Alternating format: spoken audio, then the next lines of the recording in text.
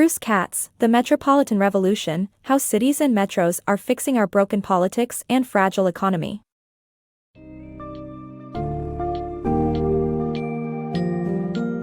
In The Metropolitan Revolution, Bruce Katz examines how cities in the United States are tackling economic revitalization, job creation, and improved quality of life by embracing unique local strengths. The book showcases compelling examples from various urban centers, illustrating the ways communities are driving change and no longer relying solely on federal or state government support. Themes covered in this summary include innovation districts that breathe life into once dormant areas, as well as the importance of partnerships between city officials, businesses, charities, universities, and community groups in creating sustainable urban economies.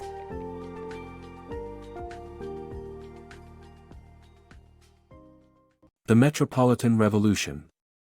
Cities in the United States are taking control of their own destinies by creating unique identities and financial futures through local initiatives. To generate jobs and enhance quality of life, local leaders are collaborating with businesses, charities, universities, and community groups instead of relying on federal or state governments. This shift is evident in the emergence of innovation districts that bring vibrancy to once dormant areas and community outreach programs that effectively guide assistance dollars where they can make the most impact. Metropolitan areas are charting a new path forward by understanding their unique jurisdictions and needs to survive and thrive, moving away from outdated federal strategies. Four areas of the country illustrate how the Metropolitan Revolution is underway. The shifts in local governments show the power of community strength, and how turning inward can help the United States rebuild itself from the ground up. Revitalizing New York's economy.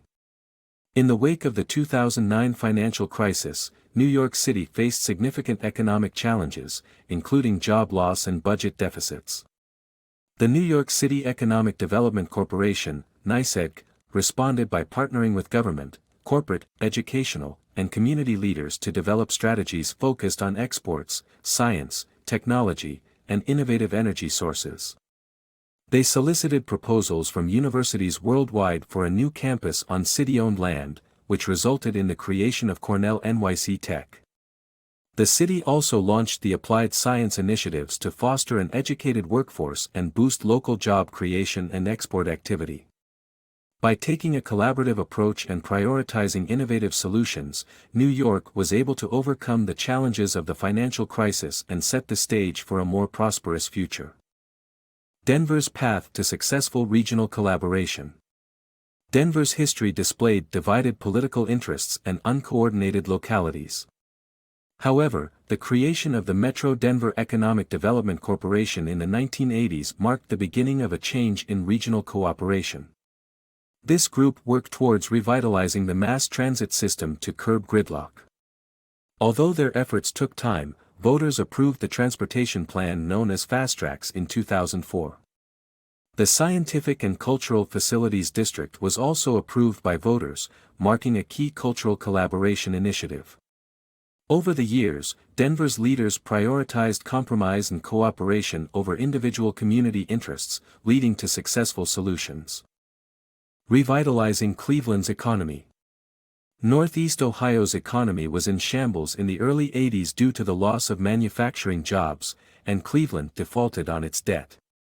Despite multiple failed revitalization attempts, philanthropic foundations stepped in to support the area's economy. The Fund for Our Economic Future was created, which helped establish various nonprofits such as BioEnterprise and Nortec.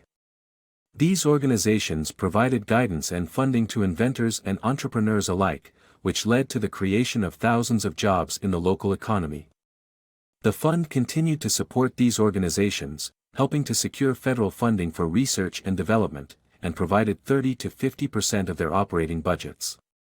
Today, the Fund for Our Economic Future is still active and plays a significant role in shaping the region's economic future. The economic and cultural impact of immigrants on metropolitan areas. Immigrants settle in cities, providing new ideas, cultures, and businesses that stimulate the U.S. economy, contributing to 30% of its population growth between 2000 and 2012. However, language barriers and lower education levels pose challenges. Houston's neighborhood centers offer support through social programs for child and senior care, tax preparation, and job placement. These nonprofit entities, funded by donations and government contracts, serve as examples for other cities with diverse immigrant populations. Immigrants remain a pivotal force in metropolitan areas, driving innovation and growth. Innovation districts, centers of cross-pollination and idea sharing. Innovation districts are clusters of established companies, universities, and startups that share knowledge and ideas, specialize in technology and healthcare, and provide resources to entrepreneurs and innovators. These districts draw from industry clusters and placemaking strategies to create well-defined communities. The Boston area's University Park and the Research Triangle Park in North Carolina are two examples of successful innovation districts in the United States. Worldwide, cities such as Barcelona and Detroit have also developed innovation districts. These districts offer firm footing for the future of high-tech R&D while supporting job creation and economic growth. The rise of cities as global trading hubs. Cities that embrace exports are reaping economic benefits, but limited federal support is a barrier. Some metropolitan areas, such as Los Angeles and Portland, have implemented successful initiatives to boost their exports. Miami and São Paulo have forged strong financial and cultural ties, making Miami a popular hub for Brazilians. The key to success is aligning with metropolitan leaders and supporting their efforts in the global economy revolution. Empowering metropolitan areas. Metropolitan areas need funding from federal and state governments, but they also have the capacity to address constituents' needs. Collaboration between local and federal, state representatives is important. Local leaders should advocate for a tax system that does not burden the poor and support safety net programs for the vulnerable. Cities are true partners with state and federal governments. Mayors, business leaders, and university presidents should build networks, set a vision, find game changers, and seek creative funding to gain autonomy and lead the drive for change. Cities can find reliable funding sources to ensure that gains endure. For example, in Los Angeles, the mayor led a coalition to speed up assistance for critical projects. Metropolitans can follow the lead of cities like Portland and Houston, who have built on their strengths to foster innovation and uncover hidden assets.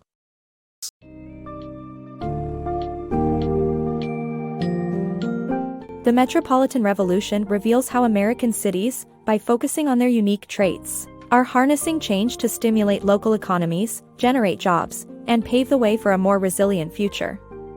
These metropolitan areas are reducing their reliance on the federal government's financial and strategic support by collaborating with stakeholders, embracing their distinctive local identities, and fostering a sense of community partnership and innovation.